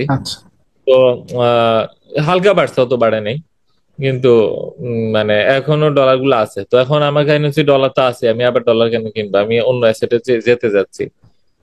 আমি সবকিছু তো একটাতে রাখবো না, বলে না মানে নিজে সবকিছু একটা জায়গায় দিও না। মনে করেন আপনার টাকা থাকলে কয়েকটা জায়গায় রাখেন না, যে একটু ড্রয়ারে রাখি, একটু ব্যাগে রাখি, একটু পকেট, ওইরকম আর কি। তো এখন আমি ডলার আর কিনবো না। আর ডলার এখানে এথিক্যাল ইস্যু আছে, ডলার কিনে হচ্ছে আমেরিকান সিস্টেমের সাথে আমি আছি, তো সেই হিসেবে আমি যাচ্ছি না ডলারে আমি বেশি ইনভলভ থাকি। আর গোল্ডের প্রাইস ডলারের চেয়ে আরো বেশি বাড়ে লং টার্মে। তো এখন যেহেতু মোটামুটি কিছু ডলার আছে, হাতে চলার মতন কিছু টাকা আছে, আমার তো আর দরকার নেই এত লিকুইড। এবার আরেকটু ভারী জিনিস কিনতেছি, হয়তো আরো বেশি টাকা থাকলে জমিও কিনবো। জমি কিনলে সমস্যা হচ্ছে যে কোথায় কিনবো না কিনবো, এটা একটা মানে একটা বিশাল লম্বা প্রসেস, বিরক্তিকর। তো দেখা গেল যে এক জায়গায় জমি কিনতে ইচ্ছে করে, আবার আটকা আর কি, যেখানে জমি কিনবো সেখানে আটকা। হয়তো আমার নিজের গ্রামে কিছু ফসলি জমি কিনতে পারলে আমার ভালো লাগতো। কেন? কারণ যেহেতু নিজ গ্রামে এখানে মোটামুটি সবাই জানে এটা আমার জমি, এটা দখল করা একটু কষ্ট হবে অন্যদের জন্য। আর ফসল উৎপাদন হচ্ছে, তো সেই ক্ষেত্রে ধানের দাম যদি বাড়ে তাতেও আমার লাভ, আবার জমির দাম বাড়লেও লাভ। সব দিক থেকে আমার পছন্দের একটা অ্যাক্টিভিটিস। আর ফলের বাগান তো আমার আরো পছন্দ, কারণ এখানে আসলে রিয়েলি একটা কিছু আমার জমিটা কাজে লাগতেছে, এবং জমির দামেও ঠিক আছে, আবার ফল জিনিসটা হচ্ছে, মানে সব দিক থেকে আমার ভালো লাগা। আর শহরের জমি যেটা, সেখানে সমস্যা হচ্ছে কি যে রিস্ক বেশি, যে এইটা জমি কিনবো আবার ডেভেলপার ঠকাই কিনা, আবার এদিকে কাগজ ঠিক মানে অনেক একটা মানে বিরক্তিকর প্রসেস, আমার যেতে ভালো লাগে না কেমন। এখন ঢাকা শহরের আশেপাশে যত প্লট আছে এরা আবার খুব চেষ্টা করে বিক্রি করতে, কারণ সে মানুষ থেকে কিনে 1 লাখ টাকায়, তারপরে বালি ভরাট করে ঘুষ টুস দেয় হচ্ছে আরো 1 লাখ টাকা, আবার আমার কাছে বেচবে 3 লাখ টাকায়, 4 লাখ টাকায়, যেমন বেচতে পারে। তো এই পুরাই আনএথিক্যাল একটা সিস্টেম। মানে এটার মধ্যে দিয়ে ইচ্ছা করে না নিজে ইনভলভ হই, বরং শহরের আশেপাশে এলাকায় যদি কোনো ব্যক্তি নিজে বিক্রি করে ওটা যদি নিতে পারি ভালো কাগজপত্রের, তাহলে আর কি খুব খুশি মনে নিতাম। কারণ সে বিক্রি করছে, আমি নিচ্ছি, এবং কাগজটা আবার ঠিক থাকে কিনা, ওখানে জমি ধরতে পারবো কিনা, হ্যাঁ অনেক সময় দখল হয়ে যায় না, এইসব ইস্যু থাকে। তো সেই জন্য আসলে মনে করেন যে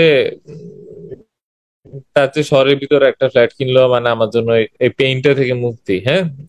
আর বা আমি যদি গ্রামে ফলের বাগান কিনতে পারি, এই পেইন থেকে মুক্তি। আমি জানি না সারাক্ষণ মাথায় পেইন ধরে রাখতে যে এটা কি হচ্ছে না হচ্ছে ইত্যাদি। তো এটা হচ্ছে আমার ব্যক্তিগত বিষয়। আর জমি কেনার মতন ওই পরিমাণ বিগ হয়তো লিকুইড এখন নাই, চাইলে কিস্তিতে কিনা যায়, কিন্তু কিনতেছি না কারণ আমার এই ধরনের এথিক্যাল ইস্যুতে। এটা আমার ব্যক্তিগত বিষয়টা, আপনাকে করতে হবে তা না। যেমন বসুন্ধরা গ্রুপের থেকে আমি কখনো কিছু জমি জাতীয় ইস্যু কিনবো না, কারণ আমি জানি যে সে খুন খারাপি করে এই জমিগুলো দখল করছে, অনেক মানে প্রচুর ঘুষ এবং খুন খারাপি জড়িত এগুলোর সাথে। তো আমি ওই এলাকায় ভাড়াও থাকবো না। এখন এটা তো আর বাকিদের জন্য আমি বলতে পারি না আপনিও থাকবেন না, এটা আমার ইস্যু। কেউ যদি বুঝতে পারে তো ভালো, না বুঝতে পারলে তো আহ, বলতে পারি, এর চেয়ে বেশি তো কিছু না, এইটাই।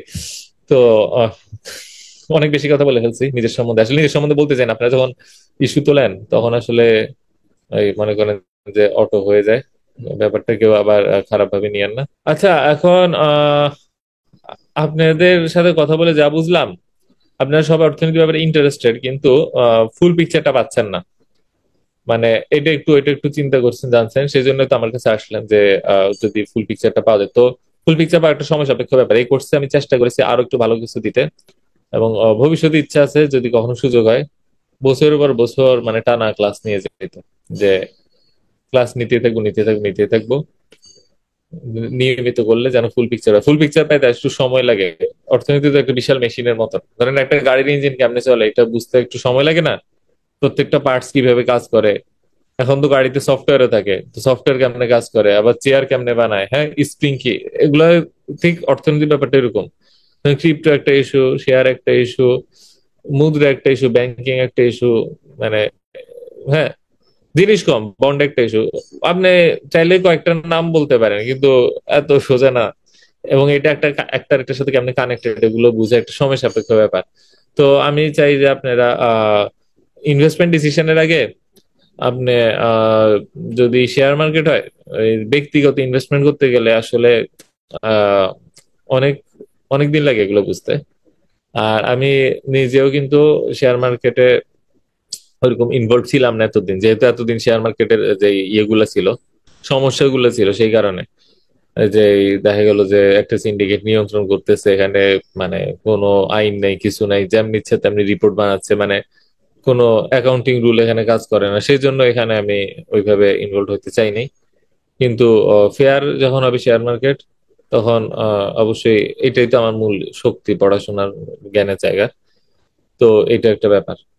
তো দেখি, আশা করি আমরা ভালো ভালো নিয়ে তো প্রত্যাশা করি ভবিষ্যৎ নিয়ে, হ্যাঁ। আর শেয়ার মার্কেটে করতে হলে আমার মতে অনেস্ট কোনো মিউচুয়াল ফান্ড বা অ্যাসেট ম্যানেজমেন্ট যদি ফার্ম পান সেগুলোর সাথে থাকার চেষ্টা করবেন। কোনটা অনেস্ট কোনটা ডিসঅনেস্ট এটা হচ্ছে এই সাইডের লোকজনের সাথে একটু খোঁজ খবর নেবেন, তারা আপনাকে লেটেস্ট তথ্যটা দিতে পারবে। এখন ব্যাপার হচ্ছে ওগুলো নিয়ে যদি আমি পড়ে থাকতে চাই তাহলে আবার আমার অন্য কাজ যাবে না, বুঝে গেল। সেজন্য দেখা গেল যে আমি বেসিক কনসেপ্টটা নিয়ে আহ অন্যান্য কাজগুলা নিয়ে আগাচ্ছি, যেমন বর্তমানে অ্যাকাউন্টিং নিয়ে বেশি কাজ করতেছি। তো আমি যদি এগুলা হচ্ছে যে যারা ইনভেস্টমেন্টের দিকে বেশি আছে তারা একটু বলে দিতে পারে যে না এই মিউচুয়াল ফান্ড ভালো, এটা ভালো না, এটা এই এই ইত্যাদি। আবার কিছু কিছু বড় বড় কোম্পানিও এখন অ্যাসেট ম্যানেজমেন্ট খুলছে, ওরা তো চেষ্টা করবে ভালো কিছু সার্ভিস দেওয়ার। তো ওদের মাধ্যমে যদি করতে পারেন হয়তো আহ, আহ, আপনার জন্য আর কি মেন্টাল স্ট্রেস থেকে মুক্তি, বুঝে গেল। আমার পরিচিত এক ভাই ছিল, উনি এরকম মিউচুয়াল ফান্ডে প্রায় 1,000 কোটি টাকা ম্যানেজ করতে এক সময়, পরে উনি ছেড়ে দিয়েছে। তো উনি মোটামুটি দক্ষ ছিল। এখন ওইরকম লোক এখন কোথায় আছে, কোন ফান্ডে আছে, কি আছে, এটা নিয়ে আবার খোঁজ খবর নিয়ে জানাইতে হবে। তো এই খোঁজ খবরটা এই মুহূর্তে আমি সাথে করে আনি নাই। ওনাকে এনে সাথে আনলে হয়তো কিছু বলতে পারতো। তবে এটা আফসোসের কিছু নেই, আপনারা চাইলে আপনারা ম্যানেজ করতে পারবেন। বুঝে গেল? জানি না কেমন লাগলো। তো আমার মনে হয় কোর্সটা করলে এই আমার আলোচনাটা আরো গভীরে বুঝতে পারতেন। কোর্স করছেন কে কে? ভাই আমি আরো 1 মাস আগে নিয়ে একদিন এই সব ভিডিও দেখে ফেলছি।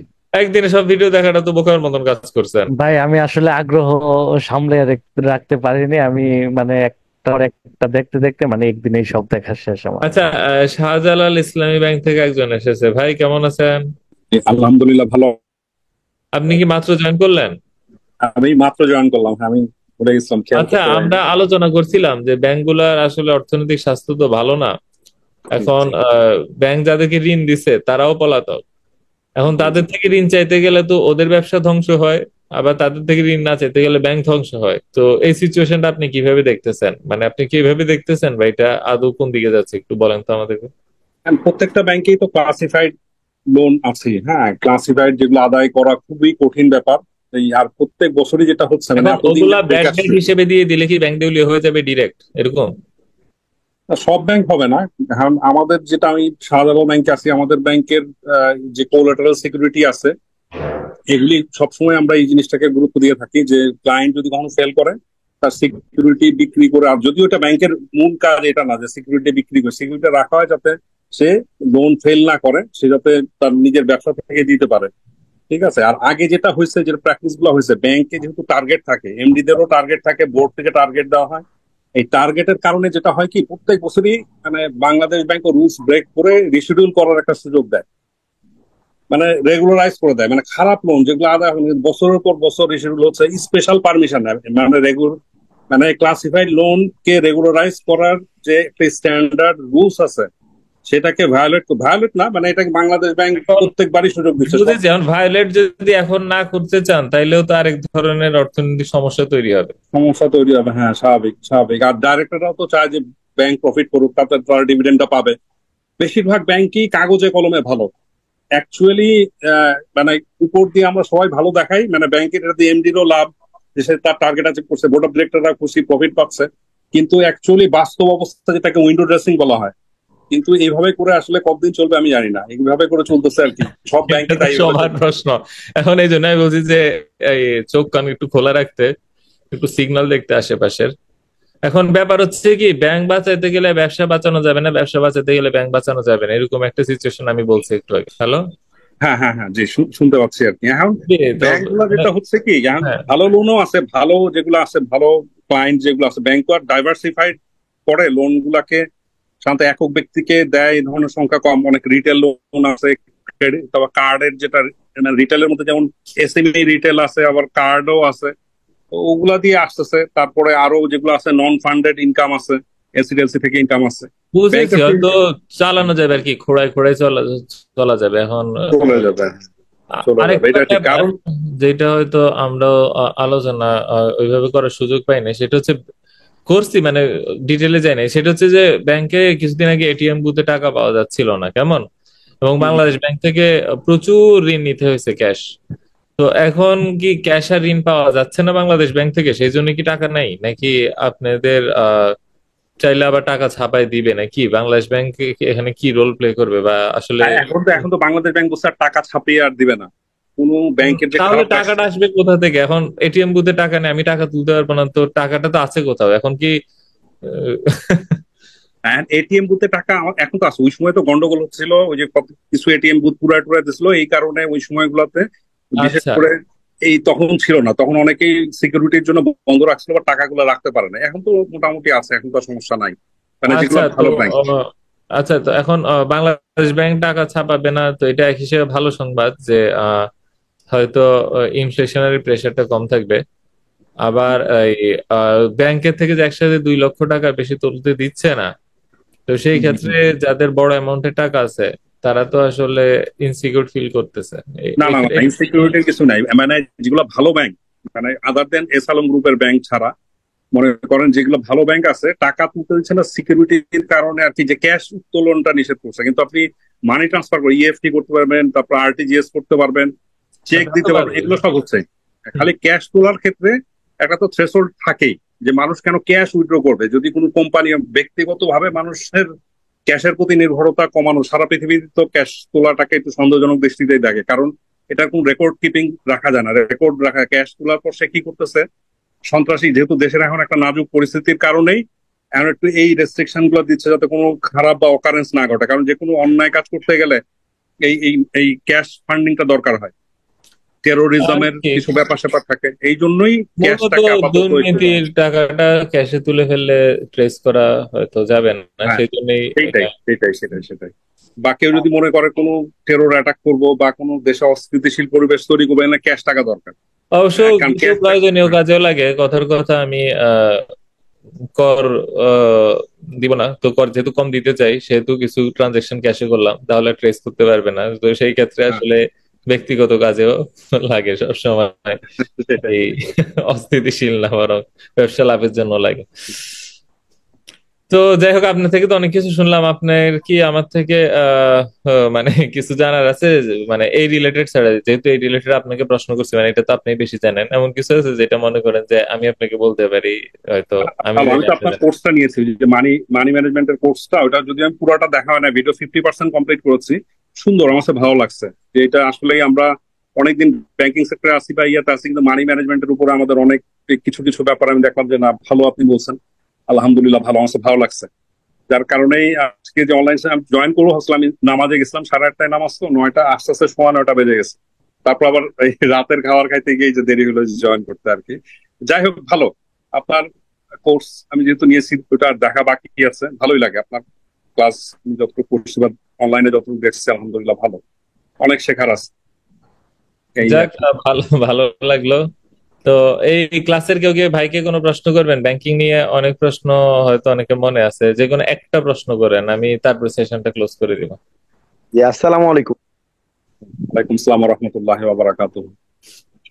ভাই, ফ্র্যাকশনাল রিজার্ভ কি একটু বুঝায় বলবেন? ফ্র্যাকশনাল রিজার্ভ এটা তো আমার প্রশ্ন। ওই ব্যাংকে চাকরি করি ঠিক, তার মানে এটা যে আমি সব কিছু সম্বন্ধে এটা সবকিছু এটা এটা ওনার প্রশ্ন, এটা আমার প্রশ্ন। যাই হোক, উনি ইয়ে করে ফেলছেন, না না, ওনার ইস্যু আর যাই হোক, উনি বুঝতে পারেন, উনি হয়তো ইয়ে তো আচ্ছা, এই প্রশ্ন তো করতে বই পড়তে লাগে, এটা খুবই জটিল একটা আমি জিনিস। এমনিতে আমি এন্টি মানি লন্ডারিং ডিভিশনে কাজ করছি আর কি লাস্ট পর্যন্ত। আচ্ছা, এই যে আপনাকে আমার আসল প্রশ্নটা এখন, আচ্ছা, আপনি অ্যান্টি মানি লন্ডারিং কাজ করছেন, এখন আমার প্রশ্ন হচ্ছে, আমি বাংলাদেশ ব্যাংকের বাংলাদেশের যে পাচার হওয়া ডলার সেগুলো আমি ফেরত চাই, কেমন? তো এখন আমি কোন প্রসিজিওরে আগাবো? আমি তো কেস ফাইল করতে হবে এবং অন্যান্য ফিজ করতে হবে, এতটুকু তো বুঝলাম। তো মানে আমি কথার কথা সরকারের কাছে আমি চাইলে তথ্যটা পৌঁছে দিতে পারবো, আপনি আমাকে বলতে হবে এই কোন কোন স্টেপ নিতে হবে এখন থেকে। এটা তো অনেক লম্বা প্রসিডিউর, এই মানি লন্ডারিং এর টাকা আনাটা খুব কঠিন। মানে এই দেশে প্রথমে আদালতে মামলা করতে হবে, হ্যাঁ, মামলা করে যে সে যে কনভিক্টেড এটা আগে প্রমাণিত হইতে হবে যে হ্যাঁ সে দোষী, সেই টাকাটা পাচার করছে, এই রায়ের কপি সহ তখন সেই দেশের সাথে যদি আমাদের ট্রিটি থাকে, চুক্তি থাকে, তখন জানাই পাবেন। আপনি সাথে সাথেই বলবেন আর সাথে সাথেই এটা হবে না, এটা প্রথমে মামলা দায়ের করতে হবে। আচ্ছা, অন্যরা একটু মাইক মিউট রাখবেন, সিয়াম। এখন আমার কথা হচ্ছে, অ্যাকাউন্ট তো ফ্রিজ করতে হবে। এখন আমি কেস করে এই পর্যায়ে নিতে নিতে তো ওই দেশ থেকে ক্যাশ আউট করে ফেললে তো সবই গেল, অনসালা সবই গেল। এখন যে দেশেই হোক, টাকাটা সে যেখানেই ট্রান্সফার করুক না কেন, আপনি যখন ইয়ে করবেন, এই দেশে আগে মামলা করে তাকে দোষী সাব্যস্ত করতে হবে যে সে আসলে প্রকৃত অর্থে পাচার করছে কিনা। তারপরে ওই দেশের কোর্টে পাঠাতে হবে, তারপর ওই দেশের কোর্ট ফ্রিজ করবে, তারপর চেষ্টা করবে ব্যাক করার, এই তো? ওই দেশের কোর্টে না, ওই দেশের ওই যে এখানে যদি আমাদের সাথে চুক্তি থাকে, এই ধরনের ট্রিটি থাকে, যে দেশগুলোর সাথে আমাদের এই ধরনের চুক্তি আছে আর কি, যে মানি লন্ডারিং হইলে পারে এটা ফিরে আনার ব্যাপারে, এগুলো হচ্ছে বিএফআইইউ যারা আছে, মানে এফআইইউ ফাইন্যান্সিয়াল ইন্টেলিজেন্স ইউনিট, হ্যাঁ, টু এফআইইউ আরেকটা কান্ট্রির, মানে ফাইন্যান্সিয়াল ইন্টেলিজেন্স ইউনিট, তাদের মাধ্যমে হবে, দ্রুতই হবে, কিন্তু একদম স্পেসিফিক্যালি বলতে হবে যে সে মানি লন্ডারিং করছে, এই যে এই তথ্য প্রমাণ আছে, আমাদের খুব স্পেসিফিক হইতে হবে। জাস্ট আমি বলে দিলাম ওইভাবে, ওরা ওইভাবে খুঁজবে না এইভাবে, তাহলে যে কোনো কিছুকেই মানে মানে ওদের জন্য তাহলে তো এগুলাকে অনেক তদন্ত করে, মানে ওরা তদন্ত ফার্স্টে করবে না। আপনাকে বলতে হবে যে হ্যাঁ এটা অবৈধ উৎস থেকে অর্জন করছে এবং এই আমাদের কাছে এই ধরনের প্রমাণ আছে এবং আদালত তাকে দোষী সাব্যস্ত করছে। এটা তো তখন ওদের ফাইন্যান্সিয়াল ইন্টেলিজেন্স ইউনিটকে জানাইলে পারে, তারা তখন ব্যবস্থা নেবে। কিন্তু হুন্ডি করে টাকা পাঠাইলে তো এটা আর বের করার কোনো উপায় নেই। হুন্ডি টাকার ইয়েটা যেটা হবে, টাকার যে এটা কি বলে মানে টাকাটার যে সিয়াম, আপনি একটু ইয়ে করবেন, মিউট করবেন সিয়াম। আচ্ছা জি, হুন্ডি করে টাকা পাঠাইলে তো আমি তো ক্যাশে পাঠাই দিলাম, তো সেটাকে কিভাবে ট্র্যাক করবে তাহলে? আমি ফেরত আনবো কেমনে? এখন এই ধরনের যারা পাচার করে অল্প অল্প হুন্ডি করলে তো সেগুলো তার তেমন ধরার মধ্যে নাই, কিন্তু যদি বড় অঙ্কের হুন্ডি করে, সবসময় হুন্ডি করতেছে, হ্যাঁ এগুলারও কিন্তু রেকর্ড কিপিং থাকে যে সে হুন্ডি করতেছে, ঠিক আছে। এবং এটা যদি ধরা যায় যে সে হুন্ডি করছে, যাদের মাধ্যমে হুন্ডি করছে, ঠিক আছে, এবং এই দেশে পাচার হয়েছে। বাজে তো খাবো বলো। আচ্ছা, আবার আবার রান্না করে খাওয়া আহসান হাবিব আনমিউট করে মিউট করেন। জি আচ্ছা আহসান হাবিব, আচ্ছা এখন টাকার যে মুভমেন্ট গুলা হুন্ডি যে করেছে ওকে ধরে তারপরে এটা খুবই কঠিন একটা প্রসেস হয়ে গেছে কিন্তু এবার। তাকে ধরে আনা মানে কি, যদি কনভিক্টেড হয়, যদি জানা যায় সে হুন্ডি করছে, স্বীকার করে, এগুলো যদি থাকে, তখন ওই দেশের ফাইন্যান্সিয়াল ইন্টেলিজেন্স ইউনিটকে জানাইলে তারা বাকি ব্যবস্থাগুলো নিবে। এর আগে হয়েছে না, মনে করেন সরকার যদি আমাদের দেশের সরকার, যেমন মনে করেন এর আগে কি এটা পাইছে, ওই যে কোকোর টাকাটা বা নাকি যে তারেক জিয়ার টাকা কি ফেরত আনছিল, আর কারোটা আজ পর্যন্ত ফেরত আনতে পারে নাই, কিন্তু ওইটার ব্যাপারে আগের যে সরকার ছিল, যেটা যে সরকারের পতন ঘটছে, তারা বিরোধী দল হিসাবে ওই টাকাটা ঠিকই আনতে পারছে, আর বাকিদের কারো টাকা আজ পর্যন্ত আনতে পারে না। একটাই খালি টাকা মানি লন্ডারিং এর কেসে টাকা আনতে পারছে, হ্যাঁ, তারেক জিয়া, অথবা মনে হয় সম্ভবত ওই যে তারেক জিয়া ভাই যে ছিলেন, তার টাকাটাই একমাত্র বাংলাদেশে ফেরত আসছে, কত কোটি টাকা। হ্যাঁ, ওইটা সদিচ্ছা থাকলে পারে, এবং এখানে সে কনভিক্টেড করে তারপর তাকে আনছে, তারপরে সেই টাকাগুলো ফেরত আনছে, ঠিক আছে। চাইলে পারে না, কিছু টাকা হয়তো ট্রেসলেস হয়ে যায়, ট্রেসলেস হলে তার এটা পারবে না। না, সারা পৃথিবীতে আছে। এখন আমাদের দেশে হচ্ছে গিয়ে কি, মানি লন্ডারিং মানে কি, আপনি এখানকার বৈধ টাকাও আপনি বাইরে নিতে পারবেন না, কিন্তু পৃথিবীর সমস্যা। হ্যাঁ, কিন্তু উন্নত বিশ্বে হচ্ছে কি, আপনি যদি ট্যাক্স পেয়ার হন, আপনার অ্যাসেট আপনি পৃথিবীর যে কোনো দেশে ট্রান্সফার করতে পারেন, যদি আপনি ট্যাক্স পেয়ার হয়ে থাকেন। ওইটাই তো হওয়া উচিত আমার মতে, তো এটাই একটা অবৈধ নিয়ম যে আমার হালাল টাকা আমি আরেক দেশে চাইলে নিতে পারবো না। আমার কাছে এটাই ইসলামের আইনে কিন্তু বৈধ যে আমি যে কোনো দেশে নিতে পারবো, সরকার অবৈধ করছে, আমি টাকা পাচার বানাই দিচ্ছি জিনিসটা। অবশ্য ওইটাই, যাই হোক, ওইটা নিয়ে আর কথা বলে কি হবে। তারপর আমি একটা বলি, যেমন মনে করেন আমার বোন কানাডায় থাকে, ঠিক আছে, আমার আব্বা মরার আগে বলে গেছে তোমাদের সম্পত্তি ভাগ করে বোনের অংশটা দিয়ে দিবা, সে কানাডা থেকে আর আসবে, কেমনে দিবেন? আমি তার অংশটা কিভাবে কানাডায় পাঠাবো? মানি লন্ডারিং হয়ে যাবে, বৈধভাবে পাঠানো তো ইয়েই নাই, এগুলো বাংলাদেশ ব্যাংকের পারমিশন লাগবে। হুন্ডি করে তো পাঠাতে পারেন, চাইলে হুন্ডি করে পাঠাবেন। হুন্ডি তো বাংলাদেশে বৈধ না, অন্যান্য দেশে কিছু দেশে বৈধ আছে। মানে আপনি জমিটা বিক্রি করে যদি ক্যাশে টাকাটা তুলতে পারেন, তারপর ওই ক্যাশটা দিয়ে হুন্ডি করে দিলে আর ট্রেস তো করতে পারবে না। আমি ক্যাশ আছে, খরচ করে ফেলছি, খাই ফেলছি। ঠিক আছে, হ্যাঁ এটা ঠিক আছে, করা যাবে। আপনি তো বৈধ কাজ করতেছেন, আপনি তো কিছু করার নাই তো। হ্যাঁ বুঝছি আমি, এই কাজটাই না অবৈধ, এখন কি আর করার। আর আমাদের ভালো দেশে লাগলো, আপনি যোগাযোগ রাখবেন, হয়তো মানি লন্ডারিং চাইলে আপনার সাথে কথা বলবো ইনশাল্লাহ। তো কিভাবে যোগাযোগ রাখতে পারি আমরা? আমার ইয়ে তো আছে, আপনার তো রেজিস্ট্রেশন করছি আমি আপনাদের ইয়েতে। আচ্ছা, আপনি এক কাজ করেন, আমাকে ইয়েতে নক দেন একটা, আমি কমেন্ট আমার ফেসবুক আইডি দিচ্ছি, ওখানে যদি নক দেন খুব খুশি হব। অবশ্যই একজন ব্যক্তি যে পৃথিবীর সব জানবে না সেটা হচ্ছে কি যে স্বাভাবিক। সেজন্য যেমন একটু আগে ফ্যাকশনালিজম নিয়ে কোশ্চেন করছে, হয়তো সেটা আপনার ইস্যু না, কিন্তু মানি লন্ডারিং জিনিসটা নিয়ে আমি ইদানিং খুব বেশি ঘাটাঘাটি করতেছি। আমি আবার ইদানিং অ্যাকাউন্টিং এর কাজ করতেছি, আর অ্যাকাউন্টিং এর সাথে মানি লন্ডারিং খুবই মানে ক্লোজলি রিলেটেড। আপনি যেটা করতে পারেন, যে ক্যামস এর একটা বই, certified anti money laundering specialist, এই ক্যামস এর পরীক্ষাটা ইন্টারন্যাশনাল একটা ইয়া তো, মানে সার্টিফিকেশন কোর্স। আমি ক্যামস করা certified anti money laundering specialist আর কি, আমার এই ক্যামস এর কোর্সটা করা আছে। এখানে কিন্তু ডিটেলস খুব ভালো, এই কোর্সটাতে কিন্তু অনেক কিছু জানা যায়। এই বইটাও আছে আমার কাছে। এই কোর্সটা করতে $1200 ছিল তখন। $1200 এইটা হচ্ছে আপনি যে কোনো কোচিং সেন্টার থেকে করে আপনি জাস্ট রেজিস্ট্রেশন করে পরীক্ষা যে কোনো সময় দিতে পারবেন। আপনি যদি প্রিপেয়ার্ড হন, ওই বই পড়ে আপনি পরীক্ষা যে কোনো সময় দিতে পারবেন, সমস্যা নেই।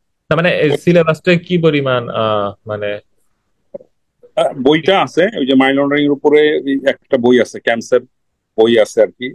আচ্ছা, আমি আপনাকে ডিটেলস আপনার সাথে আমি ইয়ে করে দিব, দরকার হলে আমার বইটা আমার লাগবে না। আমি তো আর মানে একটা বিশেষ কারণে আমি চাকরি ছেড়ে দিচ্ছি, এই যে এই মানি লন্ডারিং রিলেটেড একটা কাজের জন্যই আমি চাকরি ছাড়তে বাধ্য হচ্ছি আর কি। মানে আমি আমার একটা দায়িত্ব ছিল যে অ্যাডভার্স মিডিয়া নিউজ, মানে banking related adverse news circular করার জন্য ব্যাংকে। তো আমি সার্কুলার করতে মানে সব আমার কাজের একটা পার্ট ছিল। তো ওইটা করতে গিয়ে যেটা হয়েছে, মানে আমাদের একটা ডাইরেক্টরের নাম ছিল, আমাদের ব্যাংকের ডাইরেক্টরের নাম ছিল প্রভাবশালী ডাইরেক্টর। এটা করতে গিয়ে তারপরে ব্যাংকে যেহেতু মালিক পক্ষের লোক, যদিও মালিক বলা ঠিক না, ডাইরেক্টর, তাদের লোকজন থাকে, তারা তাকে জানাইছে যে এরকম আপনার নামে দুর্নাম ছড়াইতেছে, এই হইতেছে সেই হইতেছে। এইসবের কারণে আমি এইচআর এর রোশান হলে পড়ি। এইচআর আমারে তখন বলছে যে আপনার তো আর, আচ্ছা হোক, এগুলো আসলে এবার প্রকাশ্যে বলা উচিত এখন না। কি করবেন? এখন আমি ডিজাইন দিচ্ছি, এখনো রিলিজ পাবো আর কি, আর হয়তো না, তারপরে কি করবেন? তারপর আমি চিন্তা করছি যে ব্যবসা করবো অথবা বাইরে চলে যাবো, যে কোনো একটা কাজ করবো। বাহিরে যাইতে তো একটু সময় লাগে, আর তাই আমার ভিসা লাগানো আছে, আমার আমেরিকা কানাডার ভিসা লাগানো আছে। আর আর দ্বিতীয় কথা হচ্ছে যে ব্যবসায় শুরু করবো, এটাই আমার ইচ্ছা আপাতত, যে ব্যবসা কি শুরু ব্যবসা করবো। করবেন? এইটা আমি চায়না থেকে প্রোডাক্ট এনে অনলাইনে পেজ খোলার জন্য আইটি ফার্মকে আমি বলছি, এই কিছু প্রোডাক্ট এনে দেখি কি প্রোডাক্ট আনা যায়। আমি প্রোডাক্ট সিলেকশনটা আচ্ছা, যাই হোক, আপনি আমাকে আপনাকে লিংক দিছি, লিংকে নক দেন। মানি লন্ডারিং বা ব্যবসা দুইটাই নিয়ে চাইলে আপনি মানি লন্ডারিং, আমি ব্যবসা নিয়ে দেখি একজন আরেকজনকে জ্ঞান দিতে পারি। আচ্ছা, ক্লাসের বাকি সবাই তখন আশা করি আমাদের আলোচনা অসম্ভব মজা পাইছে, সেজন্য কেউ জান নাই। মজা না পেলে তখন সব চলে যাইতো। তো যাই হোক, তো দেখলেন যে আসলে শিখার সুযোগ কিন্তু কখনো মিস করা উচিত না। এখানে যদি আমি খুব আমি জ্ঞানী মহাজ্ঞানী টিচার ভাব দেখাইতাম, আজকে শিখার সুযোগ মিস করতাম। তো আমার মধ্যে এটা একটা ব্যাপার আছে, যার থেকে শিখার সুযোগ ওর সামনে বসে যায়, যে আর কোনো লজ্জা শরম নাই। হ্যাঁ, তো আচ্ছা ভাই, আপনি আমাকে নক দিছেন?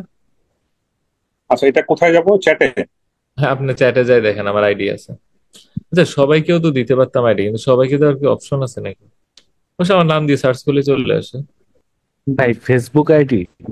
হ্যাঁ, ফেসবুক আইডিতে একটা মেসেজ দিবেন, কারণ অন্যখানে মেসেজ দিলে হোয়াটসঅ্যাপ আমি অলওয়েজ অপছন্দ করি, ফোন বদলাইলে সব মেসেজ জায়গা। টেলিগ্রাম ভালো, কিন্তু টেলিগ্রামের জন্য ফোন নাম্বার দিতে হয়, ফোন নাম্বার দিতে চাই না। তো ফেসবুক আইডি ছাড়া আর কিছু করার নেই আপাতত। দেন ফেসবুক আইডিতে মেসেজ দেখি আমি নিয়মিত। ভাই দিচ্ছেন তো নক? আচ্ছা, ঠিক আছে, আপনার নামটা লিখে দিন। ওকে, আর টেলিগ্রামের গ্রুপ লিংক দিতে পারি। টেলিগ্রাম, ফেসবুক হয় না, টেলিগ্রামে আমার গ্রুপ আছে। টেলিগ্রামে আমার মোবাইল নাম্বারটা, আচ্ছা আচ্ছা আচ্ছা, আমার মোবাইল নাম্বারটা আমি লিখে দিই তাহলে। আমার মোবাইল নাম্বারটা আমার মেসেজে লিখে দেন। কিন্তু আমার প্রচুর মেসেজ, চ্যাট, অনেক কিছু আসে, আমি এগুলো সব হারাই ফেলি। মানে একটা নিয়মিত যোগাযোগ না রাখলে, মাঝে মাঝে নক না দিলে দেখা গেল মানে ওইভাবে ইয়েটা রাখতে পারি না। আচ্ছা, টেলিগ্রামেরটা চাইছেন যারা, টেলিগ্রামেরটা দিচ্ছি। লিঙ্কডিনেও লেখা দেই। লিঙ্কডিন আছেন কেউ? আচ্ছা, লিঙ্কডিন দিয়ে দেই। লিঙ্কডিন আমার যথেষ্ট ভালো একটা ইয়ে আছে, কমিউনিটি আছে। এই অনেকক্ষণ হয়ে গেছে তো, চলে যাই আমি। মোটামুটি আশা করি আজকের পার্টটা এনজয় করছেন, অনেক কিছু আপনারা শিখলেন, আমিও শিখলাম, সব দিয়ে দিছি। ঠিক আছে, আসি তাহলে। করবেন। আসসালামু আলাইকুম।